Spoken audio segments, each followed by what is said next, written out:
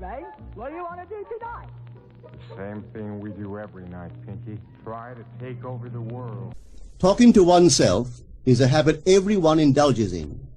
We could no more stop talking to ourselves than we could stop eating and drinking. All that we can do is control the nature and the direction of our inner conversations. Most of us are totally unaware of the fact that our inner conversations are the causes of the circumstances of our life. We are told that as a man thinketh in his heart, so is he. But do we know that man's thinking follows the tracks laid down in his own inner conversations? To turn the tracks to which he is tied in the direction in which he wants to go, he must put off his former conversation, which is called in the Bible the old man, and be renewed in the spirit of his mind. Speech is the image of mind. Therefore, to change his mind, he must first change his speech. By speech is meant those mental conversations we carry on with ourselves. The world is a magic circle of infinite possible mental transformations, for there are an infinite number of possible mental conversations. When man discovers the creative power of inner talking, he will realize his function and his mission in life. Then he can act to a purpose. Without such knowledge, he acts unconsciously. Everything is a manifestation of the mental conversations which go on in us without our being aware of them. But as civilized beings, we must become aware of them and act with a purpose. A man's mental conversations attracts his life. As long as there is no change in his inner talking, the personal history of the man remains the same. To attempt to change the world before we change our inner talking is the struggle against the very nature of things. Man can go round and round in the same circle of disappointments and misfortunes, not seeing them as caused by his own negative inner talking, but as caused by others. This may seem far-fetched, but it is a matter which lends itself to research and experiment. The formula the chemist illustrates is not more certainly provable than the formula of this science by which words are clothed in objective reality.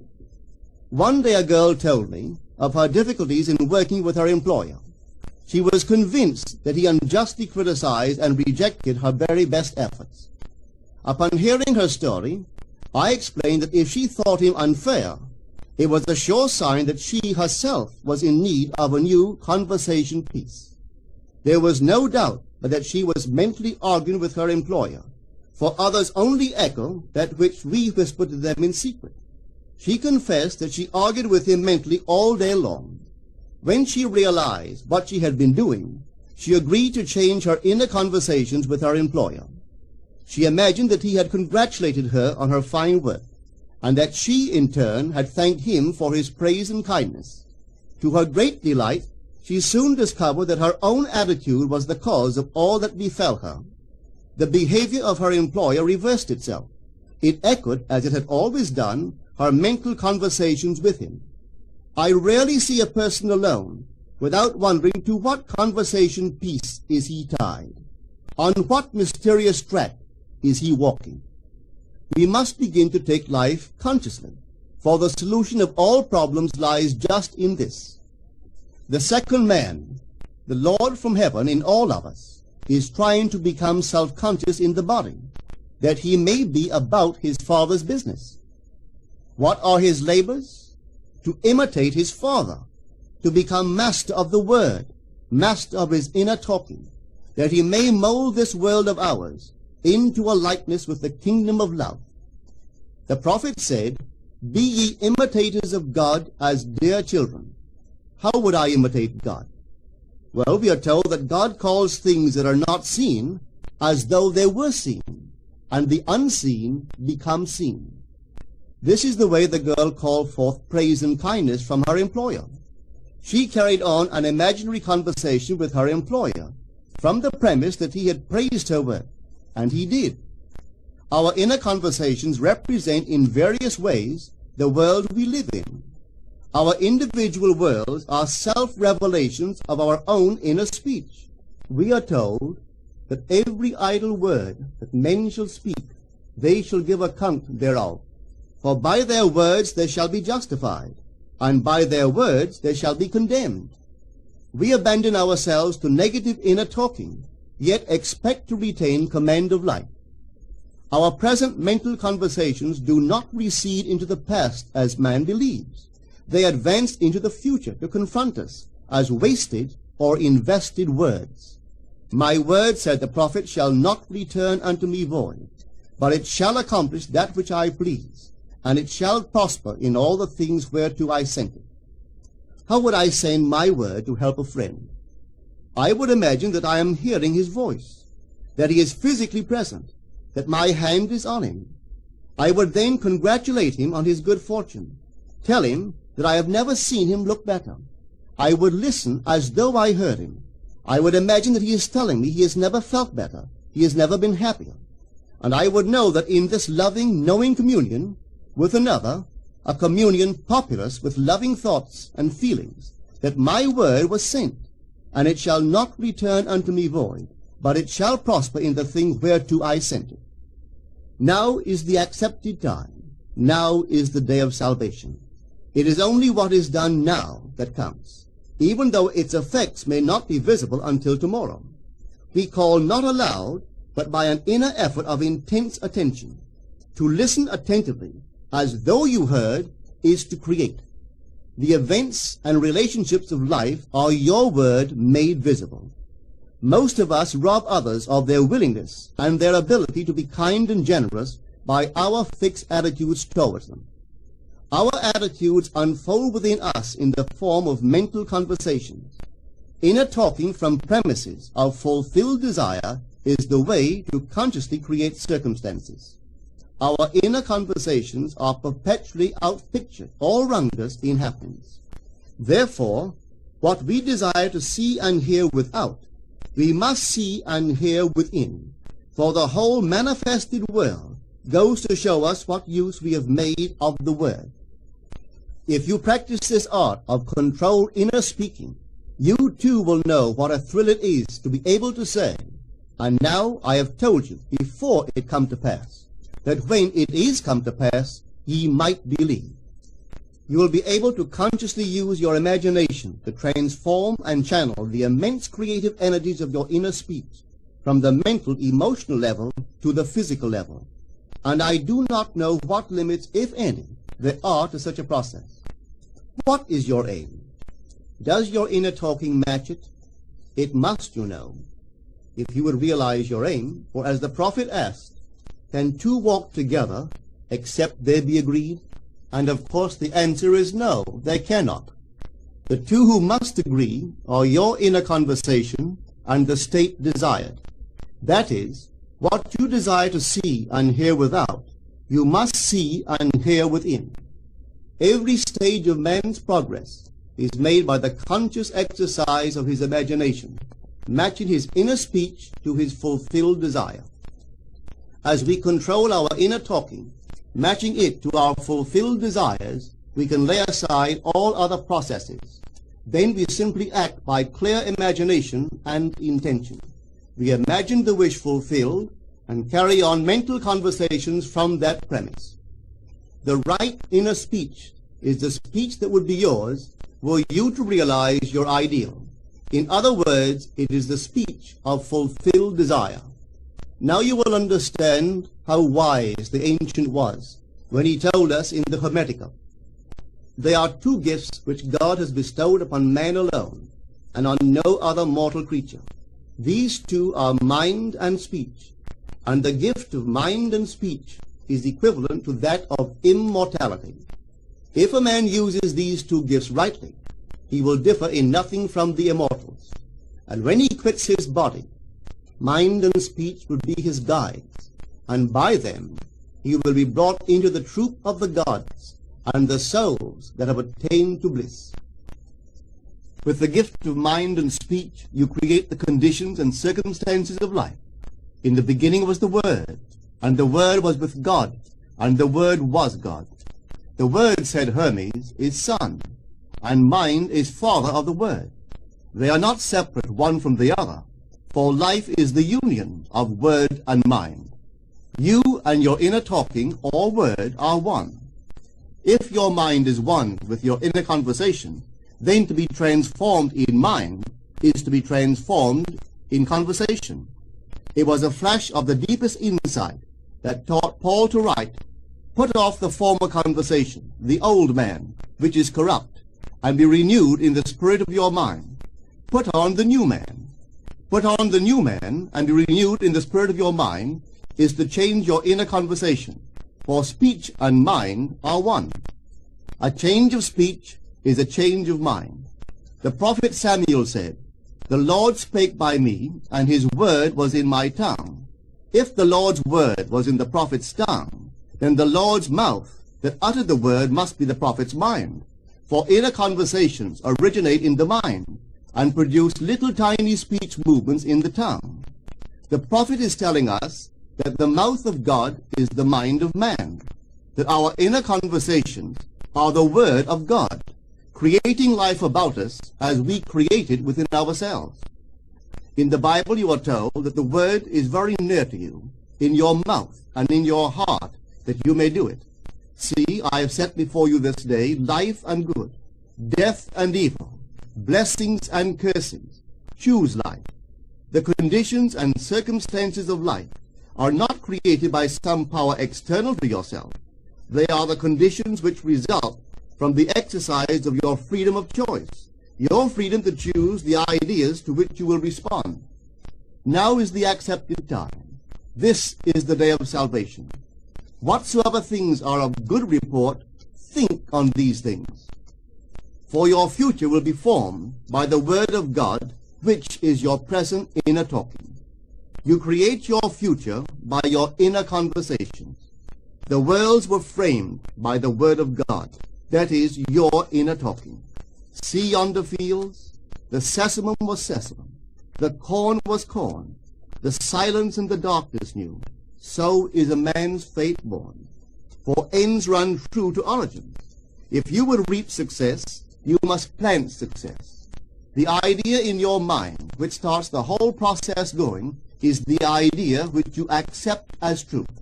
This is a very important point to grasp, for truth depends upon the intensity of imagination, not upon facts. When the girl imagined that her employer was unfair, his behavior confirmed her imagination. When she changed her assumption of him, his behavior reflected the change, proving that an assumption, though false, if persisted in, will harden into fact. The mind always behaves according to the assumption with which it starts. Therefore, to experience success, we must assume that we are successful. We must live wholly on the level of the imagination itself, and it must be consciously and deliberately undertaken. It does not matter if, at the present moment, external facts deny the truth of your assumption. If you persist in your assumption, it will become a fact. Signs follow. They do not precede. To assume a new concept of yourself is to that extent to change your inner talking or word of God, and is therefore putting on the new man. Our inner talking, though unheard by others, is more productive of future conditions than all the audible promises and threats of men. Your ideal is waiting to be incarnated, but unless you yourself offer it human parentage, it is incapable of birth. You must define the person you wish to be, and then assume the feeling of your wish fulfilled, in faith that that assumption will find expression through you. The true test of religion is in its use, but men have made it a thing to defend. It is to you that the words are spoken. Blessed is she that believed, for there shall be an accomplishment of those things which are spoken unto her from the Lord. Test it, try it. Conceive yourself to be one that you want to be, and remain faithful to that conception. For life here is only a training ground for image making. Try it and see if life will not shape itself on the model of your imagination. Everything in the world bears witness of the use or misuse of man's inner talking. Negative inner talking, particularly evil and envious inner talking, are the breeding ground of the future battlefields and penitentiaries of the world. Through habit, man has developed a secret affection for these negative inner conversations. Through them he justifies failure, criticizes his neighbors, gloats over the distress of others, and in general pours out his venom on all. Such misuse of the word perpetuates the violence of the world. The transformation of self requires that we meditate on a given phrase, a phrase which implies that our ideal is realized, and inwardly affirm it over and over and over again until we are inwardly affected by its implication, until we are possessed by it. Hold fast to your noble inner convictions or conversations. Nothing can take them from you but yourself. Nothing can stop them from becoming objective facts. All things are generated out of your imagination by the Word of God, which is your own inner conversation. And every imagination reaps its own words which it has inwardly spoken. The great secret of success is a controlled inner conversation from premises of fulfilled desire.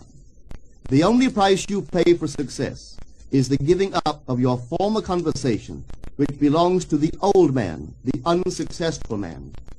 The time is ripe for many of us to take conscious charge in creating heaven on earth. To consciously and voluntarily use our imagination to inwardly hear and say only that which is in harmony with our ideal is actively bringing heaven to earth. Every time we exercise our imagination lovingly on behalf of another, we are literally mediating God to that one. Always use your imagination masterfully, as a participant, not an onlooker. In using your imagination to transform energy from the mental, emotional level to the physical level, extend your senses. Look and imagine that you are seeing what you want to see, that you are hearing what you want to hear, and touching what you want to touch. Become intensely aware of doing so. Give your imaginary state all the tones and feeling of reality. Keep on doing so until you arouse within yourself the mood of accomplishment and the feeling of relief. This is the active, voluntary use of the imagination, as distinguished from the passive, involuntary acceptance of appearances. It is by this active, voluntary use of the imagination that the second man, the Lord from heaven, is awakened in man. Men call imagination a plaything, the dream faculty, but actually it is the very gateway of reality. Imagination is the way to the state desired. It is the truth of the state desired, and the life of that state desired. Could you realize this fully, then would you know that what you do in your imagination is the only important thing. Within the circle of our imagination, the whole drama of life is being enacted over and over again. Through the bold and active use of the imagination, we can stretch out our hand and touch a friend 10,000 miles away and bring health and wealth to the parched lips of his being. It is the way to everything in the world. How else could we function beyond our fleshly limitations? But imagination demands of us a fuller living of our dreams in the present. Through the portals of the present, the whole of time must pass. Imagine elsewhere as here, and then as now. Try it and see. You can always tell if you have succeeded in making the future dream a present fact by observing your inner talking. If you are inwardly saying what you would audibly say, were you physically present and physically moving about in that place, then you have succeeded. And you could prophesy from these inner conversations and from the moods which they awaken within you what your future will be. For one power alone makes a prophet, imagination, the divine vision. All that we meet is our word made visible, and what we do not now comprehend is related by affinity to the unrecognized forces of our own inner conversations and the moods which they arouse within us. If we do not like what is happening to us, it is a sure sign that we are in need of a change of mental diet. For man, we are told, lives not by bread alone, but by every word that proceeds from the mouth of God. And having discovered the mouth of God to be the mind of man, a mind which lives on words or inner talking, we should feed into our minds only loving noble thoughts, for with words or inner talking we build our world. Let love's lordly hand raise your hunger and thirst to all that is noble and of good report, and let your mind starve